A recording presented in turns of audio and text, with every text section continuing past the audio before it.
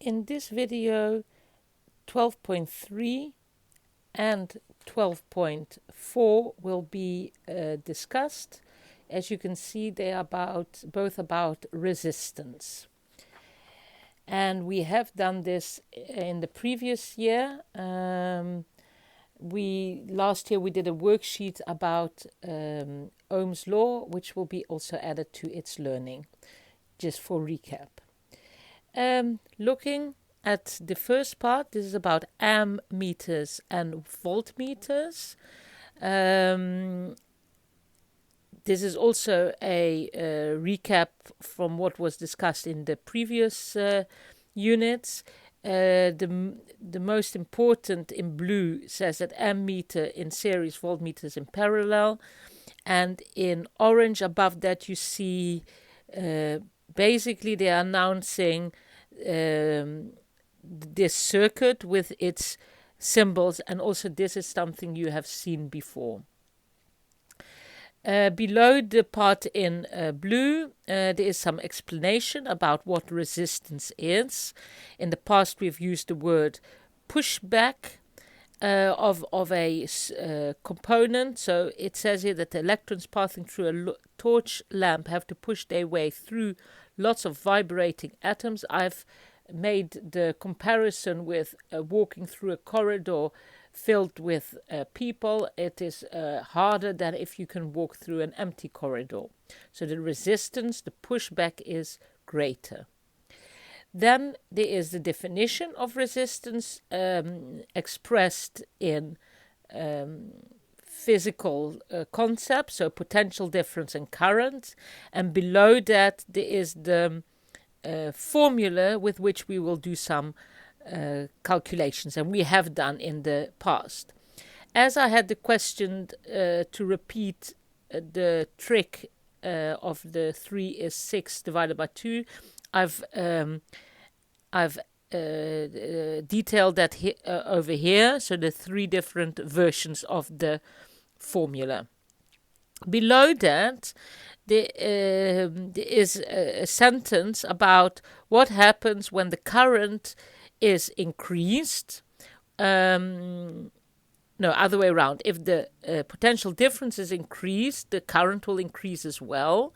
And if the resistance is decreased, the current will increase as well. So I like to do that with little arrows in the formula. That helps me. But again, just think of numbers, because if I would divide 6 divided by 1 rather than by 2, the answer will be higher. So, yeah, make sure to remember that, look at it like that. And think about it. So here they talk about increasing or decreasing resistance. That will come back in 12.4 to be exact, because it seems like a good idea to discuss that, in the part wires and resistance. So in wires and resistance, the 3 factors that influence resistance in a wire are discussed, and also here that comes back with that figure. Also, this we had done in tto2.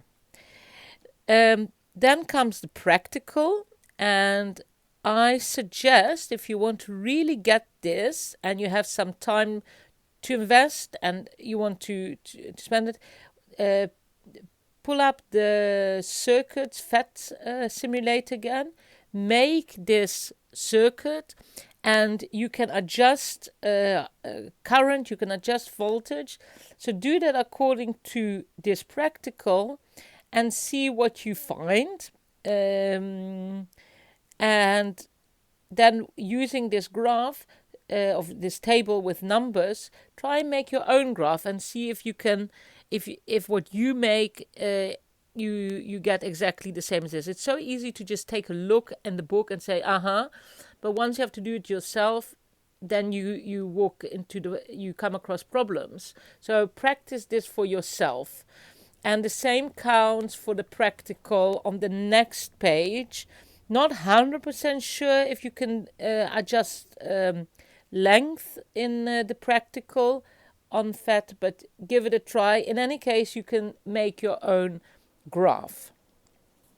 And this will be useful, even though the workbook maybe doesn't ask you to make a graph. It can be useful for next year. Then on page 169, they talk about these graphs, current potential graphs, and they explain that the graph can go through its origin. That basically means that when the potential difference is 0, also the resistance is 0. Or other way around, if the resistance is 0, the potential difference is 0. That the graph is proportional means that you will see a straight line in the graph. And I've also added the word that reversing means to turn around. Then lastly, there's a definition of ohmic conductor.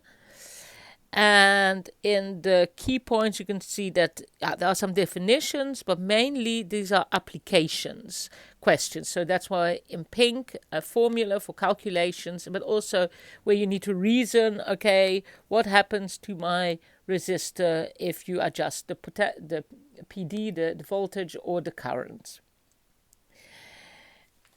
On the next page, we've learned about resistance, which is V divided by I. But then you've also got the circuit component, the resistor. In Dutch, these are both called weerstand. In English, there's a difference in the words. And so there are some definitions again for resistor. There's explanation of what a LED is. Nowadays, LEDs are very common. We use them for lighting our houses. It stands for light emitting diode, and explained what it is. And also some extra that if too much current passes through it, it overheats, and so then it will break. On the line below that, I've also made some notes that the voltage over the resistor can never be more than over the battery. So basically, if you would show that with symbols, that's the voltage over the resistor, VR, smaller or the same as V battery. Here there is a calculation. I've added the formula. And this I've already discussed. And on this side, there is some extra. Oh, and here are the key points. I didn't take them. I didn't see them.